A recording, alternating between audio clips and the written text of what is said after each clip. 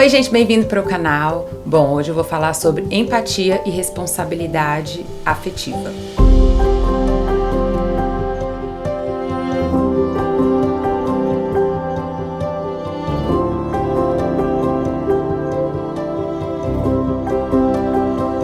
São dois termos muito usados ultimamente e eu queria aprofundar um pouquinho para a gente refletir mais sobre eles. Tem uma frase de Rogers que eu gosto muito, que é: ser empático é ver o mundo com os olhos do outro e não ver o nosso mundo refletido nos olhos dele.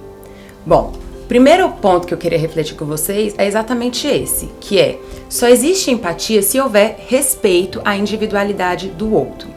Uma das nossas maiores dificuldades é entender que as pessoas têm vivências, experiências, referências diferentes das nossas. Ou seja, elas vão ser impactadas de forma diferente. Não existe uma verdade de como a gente se sente, de como a gente percebe as coisas. Cada um sente e percebe as coisas de forma individual. Isso se chama subjetividade. Então não existe empatia quando eu quero impor a minha forma de sentir ou a minha forma de perceber algo na vida do outro. Empatia tem a ver com eu entender, nem sempre eu vou compreender, mas eu ter sensibilidade a como o outro percebe e sente as coisas. Se aquilo gera tristeza para ele, tudo bem, né? Eu preciso então compreender que aquilo tem um impacto nele diferente do que em mim. Então, essa questão da gente querer impor a nossa verdade diante do mundo é uma coisa que acaba dificultando a empatia, que é um desrespeito à subjetividade e à individualidade do outro. Então, eu separei aqui algumas frases que não são frases de empatia, mas que são muito comuns. Por exemplo, pelo menos você tem tal coisa. Ah, mas pelo menos você já tem um filho. Gente, mas ter um filho não diminui a dor dela do que ela tá vivendo naquele momento, por exemplo. Não fica triste não, né? A gente tem uma tendência a querer não lidar com a tristeza. Então, muitas vezes, a gente reprime a emoção do outro. Ou, que besteira, não precisa ficar com medo. Né? E em vez da gente acolher e entender que aquilo de alguma forma ameaça a pessoa ou gera um luto na pessoa. Ah, comigo foi pior. Essa é clássica, né? Ou seja, as pessoas estão contando uma situação da vida dela que doem pra elas, que foi uma situação difícil pra elas. Aí uma forma de eu achar, às vezes as pessoas acham que com isso vai ajudar, né? Não, mas olha a minha história, foi muito pior, né? Pai tem muita mania de falar isso também, pai e mãe, né? Ah, mas na minha época eu não tinha isso daqui que você tem.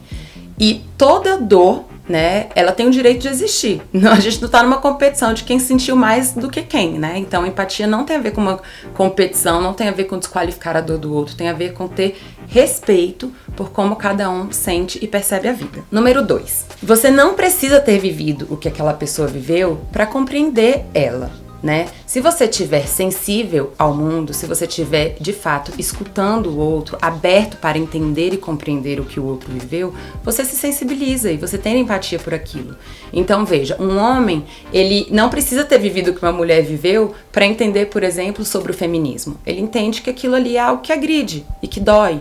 Né? Uma mulher não precisa ser um homem para poder entender que, por exemplo, o machismo tóxico, né, que reprime os homens, gera sofrimento. Gente, o nome disso é empatia. Todos nós somos humanos, né? As nossas emoções são iguais. As coisas, no fim das contas, né? Os medos, os nossos medos, né? As nossas tristezas são muito parecidas. Então a gente não precisa ter passado igualzinho o outro passou.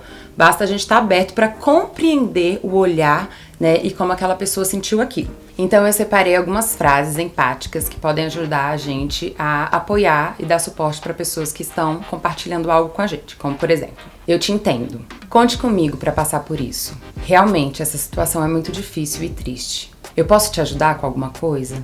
Essas são frases muito bem-vindas. Muitas vezes, quando a pessoa compartilha algo com a gente, só o fato da gente estar ali ouvindo, né, ter a disposição de ouvir, né, sem ficar dando muita opinião, sem querer ficar dando muita solução. Às vezes a gente fica numa ansiedade de querer resolver o problema para a pessoa, mas o que a pessoa às vezes está buscando realmente é apenas um apoio, uma escuta empática. E isso já é uma demonstração de afeto, né, e já é muito curativo. Bom, e o terceiro ponto que eu queria trazer é: não tem como a gente praticar a empatia sem uma responsabilidade afetiva, que não necessariamente é a pessoa vir buscar e te falar algo, né? Mas é a gente ter consciência de que as nossas atitudes, as nossas falas impactam os outros que estão à nossa volta. Né? Então, alguns exemplos. Fofoca. Fofoca é uma atitude que impacta quem está do lado. Isso pode gerar uma exclusão, isso pode gerar uma rejeição daquela pessoa, né? Aquilo pode gerar muito sofrimento. Por exemplo, às vezes a gente dá opinião ou fala coisas, né, sem pensar em como aquilo pode impactar a pessoa. Não gostei disso que você falou. Ah, mas não era a minha intenção. Às vezes a pessoa até fala, nossa, isso, né, me agrediu, ou eu não gostei disso. Eu digo, ai, mas não era a minha intenção. Então, assim, responsabilidade afetiva é a gente ter essa habilidade de se colocar no lugar do outro e ter responsabilidade e entender que as nossas ações, né, as nossas atitudes impactam as pessoas que nos amam e que estão à nossa volta. Bom, gente, então vamos prestar atenção, buscar, né, entrar em contato mais com a nossa humanidade para que a gente também possa detectar a humanidade do outro. Muitas vezes o que atrapalha a ter empatia com o outro é um desligamento de nós mesmos, né? Muitas vezes a gente se abandona e aí realmente fica difícil que a gente tenha empatia, acolhimento com o outro. Então vamos começar essa empatia por nós mesmos. Espero que vocês tenham gostado. Não se esqueça de se inscrever no canal e até a próxima!